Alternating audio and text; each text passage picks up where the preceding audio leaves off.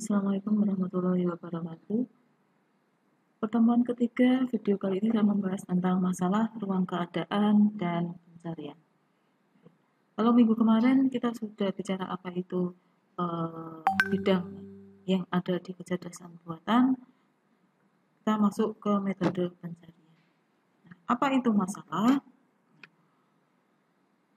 Masalah itu didefinisikan sebagai pernyataan tentang satu keadaan yang belum sesuai dengan yang diharapkan. Bisa jadi keadaan ini perlu sebuah penanganan agar ada satu penyelesaian.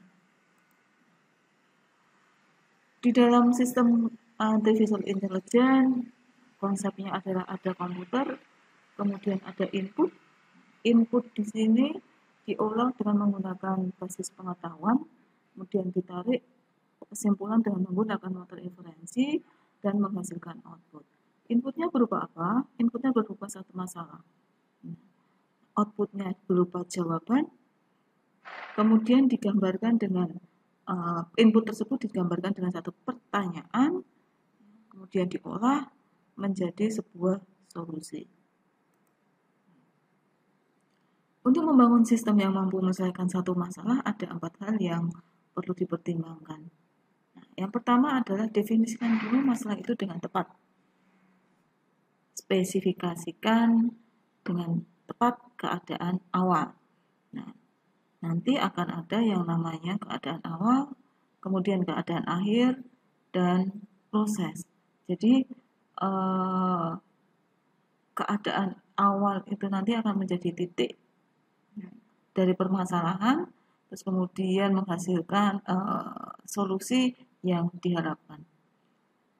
Kemudian menganalisis masalah serta mencari beberapa teknik penyelesaian masalah yang sesuai. Nah, nanti akan ada beberapa metode yang bisa kita gunakan untuk menyelesaikan masalah. Merepresentasikan pengetahuan yang perlu untuk menyelesaikan satu masalah. Dimasukkan pengetahuan atau kita sebut sebagai knowledge base untuk menyelesaikan masalah tersebut. Setelah dikiranya sudah tertata, terstruktur, maka dipilihlah teknik penyelesaian masalah yang terbaik. Untuk menspesifikasikan masalah, kita bisa pakai contoh dalam permainan catur. Yang harus ditentukan adalah pada posisi awal papan catur, kemudian ada keadaan akhirnya adalah goal, tujuan. Tujuan dari permainan catur itu apa? Yaitu raja sudah tidak bergerak lagi, atau kita kenal sebagai skak. Proses dari posisi awal menuju posisi akhir itu ada banyak aturan. Aturannya berupa gerakan yang dilakukan secara legal. Contohnya di sini gambarnya adalah keadaan awal semua pada posisi masing-masing. Di depan itu ada pion. Pion mempunyai aturan dia bisa maju maksimal 2 kotak. Begitupun juga dengan benteng. Benteng jalannya adalah lurus, kuda itu menuju L baik kanan ataupun kiri. Kemudian ada menteri itu jalannya luserong. Nah, itu adalah aturan mutlak yang harus dipenuhi selama permainan catur berlangsung. Kemudian selama proses itu ada aturan juga bagaimana cara melumpuhkan lawan sesuai dengan aturan gerakan. Sampai tujuan akhirnya adalah raja sudah tidak bergerak. Nah, di dalam kecerdasan buatan semua serba disimbolkan. Untuk mempermudah, untuk horizontal ini kita menggunakan simbolik huruf. Untuk yang vertikal ini adalah angka. Di sini bisa A, B, C, D, E dan seterusnya. Untuk vertikalnya bisa 1, 2, 3, 4, 5 dan seterusnya. Posisi ini, pion ini, itu berada pada A1. Kemudian kuda yang ada di sini berarti ada di A, B, C, D, E, F, G, G1. Nah, sekarang kalau pion yang saya tunjuk ini berada di mana? Berarti ada di C2. Nah, nanti dalam aturan yang ada di kecerdasan buatan disimbolkan dengan menggunakan huruf dan angka. Contohnya adalah di sini bidak E2 akan menuju ke bidak E4. E2 A, B, C, D, E. 2 berarti kita ada di poin ini. Akan bergerak ke E4.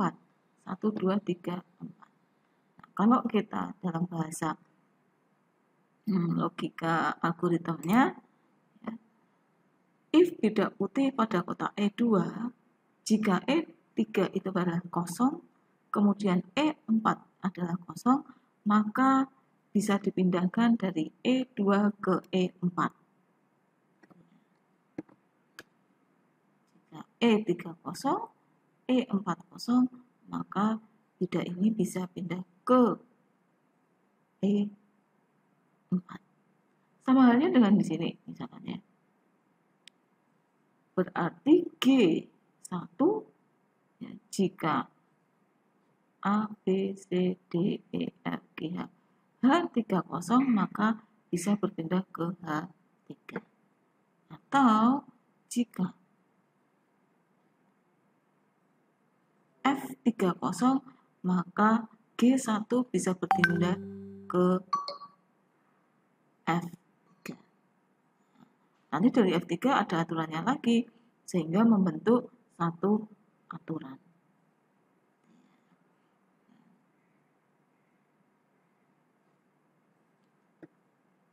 Seperti yang tadi saya sampaikan bahwa tujuan yang ingin dicapai adalah posisi pada papan catur itu menunjukkan kemenangan seseorang terhadap lawannya. Ditandai dengan apa? Posisi raja sudah tidak bergerak lagi. Ini adalah contoh ruang keadaan. Nah, untuk penerapan lainnya, nah, di dalam ruang keadaan itu ada yang namanya graf keadaan. Nah, graf keadaan itu adalah node yang menunjukkan keadaan, yaitu keadaan awal dan keadaan baru yang akan dicapai dengan menggunakan operator. Nah, node-node ini saling berhubungan dengan dihubungkan dengan busur atau garis yang diberi panah untuk menunjukkan arah dari node. Bisa dicontohkan di sini adalah teknik pencarian yang ada beberapa node. Ini adalah graf keadaan. Startnya mulai dari node M, kemudian finishnya adalah ke node T.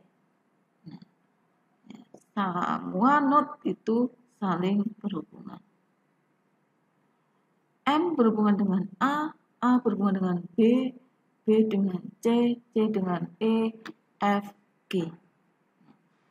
Semua node berhubungan membentuk satu lintasan. Nah, untuk lintasan di sini ada yang sampai ke goal atau sampai ke tujuan, atau ada lintasan yang tidak sampai tujuan. Contoh untuk lintasan yang sampai ke tujuan adalah M, A, B, C, E, T. Angka di dalam busur ini menunjukkan adalah jarak. Ada juga melalui M, A, B, C, E, H, T. M, D, C, E, H, T. Kalau lintasan yang tidak sesuai dengan tujuan, itu bisa dari M, A, B, C, E, F, G. Jadi ujungnya atau keadaan goalnya tidak sesuai dengan yang ditentukan. M, D, I, J itu juga tidak sesuai dengan tujuan. Ini adalah contoh penggambaran dari node graf keadaan. Yang kedua ada pohon pelacakan. Hampir sama dengan graf keadaan, namun strukturnya digambarkan secara hierarki. Terdiri dari beberapa node, level 0 disebut akar atau keadaan awal. Node akar ini menunjukkan keadaan awal dan memiliki beberapa pencabangan yang terdiri atas node yang disebut dengan anak. Node yang tidak memiliki anak disebut sebagai daun, di mana menunjukkan akhir dari satu pencarian, dapat berupa goal yang diharapkan atau goal jalan buntu atau kita sebut sebagai dead end. Bisa digambarkan seperti ini. Nah, kalau lihat kasus ini sama dengan graf keadaan, cuma penggambarannya saja yang berbeda. Kita lihat di node M itu punya A dan D. M punya A dan D. D mempunyai anak C dan I. D mempunyai anak C dan I. I mempunyai C. C mempunyai anak E, F, I, H, T, dan seterusnya. Hasilnya akan sama untuk jumlah lintasannya. Dan di sini juga akan diketahui lintasan yang sesuai dengan tujuan dan lintasan yang buntu. Node awal disebut sebagai level 0, ya, akarnya. Di bawahnya level 1, 2, 3, dan seterusnya. Dalam hal ini sampai posisi level 6.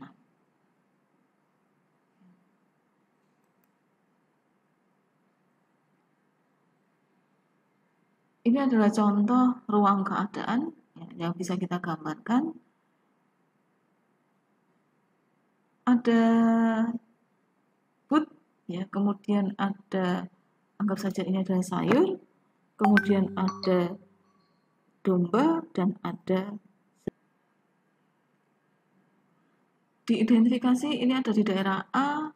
Ya, tujuan akhirnya adalah semua penghuni ini, ya, ketiganya berada di daerah B. Aturan yang diterapkan adalah semua barang di sini akan dipindahkan satu persatu oleh but. Jadi dengan kata lain, but ini hanya memuat nelayan dan satu penumpang.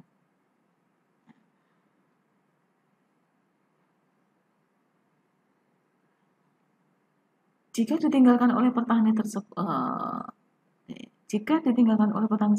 maka sayur akan dimakan oleh kambing dan kambing akan dimakan serigala.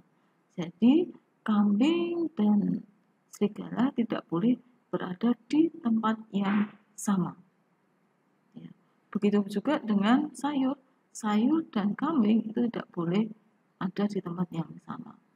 Karena bisa jadi sayur akan dimakan kambing. Kambing dan serigala tidak bisa di tempat yang sama karena kambing bisa dimakan serigala. Asumsinya seperti itu. Nah, bagaimana cara memindahkan? Kita pakai atau menggunakan ruang keadaan. Sebagai contoh untuk daerah asal, untuk digit pertama itu adalah kambing, untuk yang digit kedua itu adalah serigala, digit keempat itu adalah sayuran, dan yang terakhir adalah but. Kalau dituliskan seperti ini, ya, posisi daerah asal semua masih ada, jadi semua adalah bilangan 1. Daerah seberangnya karena belum ada penghuninya semua adalah kosong. Kemudian tujuannya atau goalnya daerah asalnya menjadi kosong dan daerah seberangnya sudah berpenghuni, jadi sudah berpindah ke daerah seberang. Untuk menyelesaikannya dengan menerapkan aturan dan ruang masalahnya, kita tentukan untuk aturan yang pertama adalah kambing yang menyeberang, kemudian 2 itu adalah sayurnya menyeberang, C itu mau 3 adalah serigala menyeberang, 4 kambingnya itu kembali, 5 itu sayurannya kembali, 4 serigalanya kembali, 7 bootnya kembali. Kita gunakan aturan untuk mencapai goalnya. Kalau lihat di sini semua masih komplit, daerah sebelumnya masih kosong. Kita pakai aturan 1, ya, di mana aturan 1 itu adalah kambingnya menyeberang. Maka ketika kambing itu diseberangkan, daerah awal itu hanya tersisa sayur dan serigala. Kambing, ini kambingnya sudah tidak ada, bootnya juga sudah tidak ada. Berpindah ke daerah seberang. Nah, dari sini kemudian masuk ke aturan 7. 7 itu adalah bootnya kembali. Ya, bootnya kembali. Maka yang ada di daerah seberang, ya, itu tinggal kambingnya saja. Daerah asal, bootnya kembali. Berarti 1, 1, 1. Kambingnya tidak ada. Kemudian aturan yang dipakai selanjutnya adalah 3. Serigalanya adalah menyeberang. Posisi di sini, bootnya tidak ada, kambingnya tidak ada, serigalanya tidak ada, dan bootnya sudah tidak ada, berpindah ke daerah seberang. Kemudian tadi, karena tidak boleh ada di tempat yang sama, maka salah satu harus dikembalikan dulu. Kambingnya dikembalikan dulu. Kembali, kemudian mengangkut yang namanya sayur. Kalau serigala dan sayur itu berada di tempat yang sama, itu tidak masalah. Ya. Di sini ada boot, ada serigala, dan ada sayur. Yang terakhir bootnya kembali untuk mengangkut si kambing. Ya, ketemu solusinya nih, sudah berpindah ke daerah seberang. Jadi bisa disimpulkan perlu 1, 2, 3. 1, 2, 3, 4, 5, 6. 6 langkah untuk mencapai tujuan. Ya, dengan menggunakan ruang keadaan tadi. Ya, nanti kita akan latihan untuk yang misionaris. Kemudian metode pencarian dan pelacakan. Keberhasilan dari sistem cerdas itu adalah pencapaian kesuksesan dalam hal pencarian. Pencarian ini sendiri adalah satu proses mencari solusi dari satu masalah melalui sekumpulan kemungkinan ruang keadaan. Nah, ruang keadaan itu adalah merupakan satu ruang yang berisi semua keadaan yang mungkin. Untuk mengukur performa dalam metode pencarian, ada 4 kriteria. Yang pertama adalah apakah metode tersebut menjamin penemuan solusi jika solusi memang ada.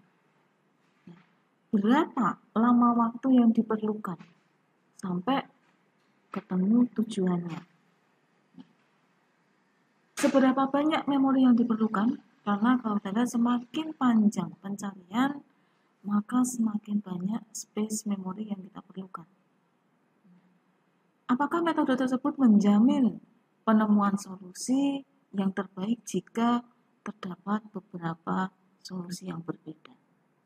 Nah, untuk teknik pencarian dalam kecerdasan buatan ada 2, ada plain search atau pencarian buta, di mana di dalamnya itu ada pencarian lebar pertama, breadth first search, dan pencarian mendalam pertama, depth first search. Yang kedua adalah pencarian terbimbing, yaitu heuristic search.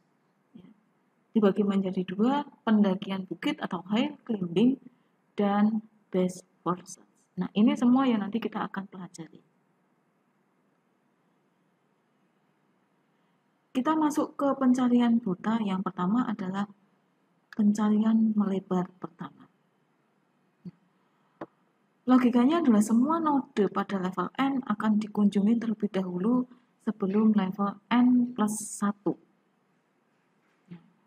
Mulai dari akar, terus ke level 1, dari kiri, kemudian ke kanan. Kemudian ke level selanjutnya hingga solusi itu ditemukan. Diilustrasikan menggunakan node dan busur S, kemudian cari ke bawah ke node level selanjutnya ke A. Jika A ini bukan solusi, maka masih ke dalam level yang sama, dia ke B. B bukan solusi, maka masuk ke dalam C. Kemudian C bukan solusi, masuk ke D. Nah, kalau D ini merupakan solusi, selesai. Ya, tidak perlu mencari node yang lain atau dalam istilahnya membangkitkan node yang lain. Jadi mencari solusi dengan menghabiskan node satu level dulu. S, A, B, C. Kalau lihat kan ini melebar sampai ditemukan tujuan. Keuntungan dari pencarian melebar pertama ini tidak akan ditemui jalan buntu karena semua node itu akan dieksekusi. Menjamin ditemukan solusinya, dan solusi yang ditemukan pasti yang terbaik. Nanti kita akan masuk ke contoh untuk penerapan dari BFS. Jika ada satu solusi, maka BFS search akan menemukannya. Nah, dalam BFS, kelemahannya adalah memori yang dibutuhkan cukup banyak. Kita ketahui bahwa semua node ini dibangkitkan. Nah, ketika dibangkitkan, maka dia akan menyimpan. Semua akan diseleksi ya, sampai menghasilkan tujuan. Kemudian karena semua node ini dieksekusi, maka butuh waktu yang lama. Yang kedua adalah pencarian mendalam pertama, DFS. Proses pencarian ini dilakukan pada semua anaknya sebelum dilakukan ke pencarian node-node yang selevel.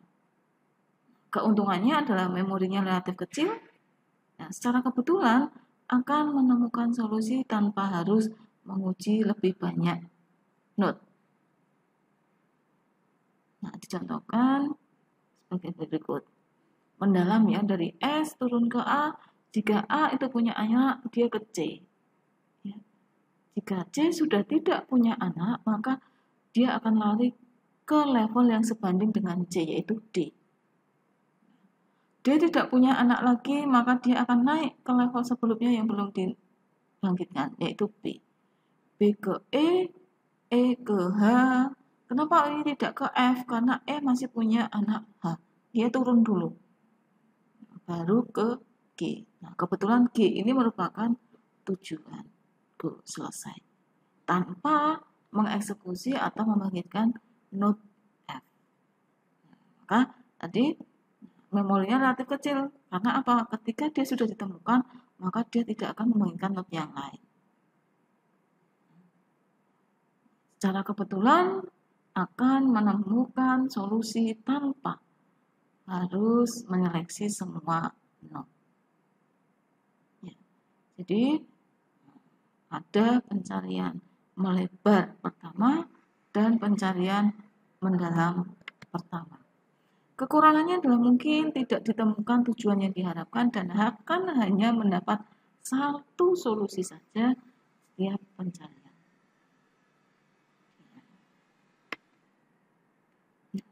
Ini adalah misionaris. Silakan nanti Anda kerjakan dengan menggunakan logika dan aturan sesuai dengan contoh tadi, ya, yang kambing, serigala, dan but.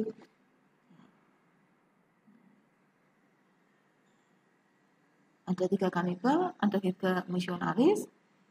tujuannya adalah sama, semua itu masuk ke dalam daerah seberang. Syaratnya adalah M lebih besar sama dengan K pada satu sisi. Misionaris harus lebih banyak daripada kanibal.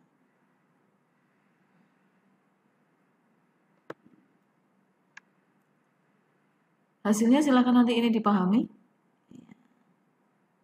sampai semua misionaris dan kanibal berada di daerah seberang. Mungkin itu yang bisa saya sampaikan untuk kuliah materi ruang keadaan dan masalah di e-learning saya. Demikian, semoga bermanfaat. Assalamualaikum warahmatullahi wabarakatuh.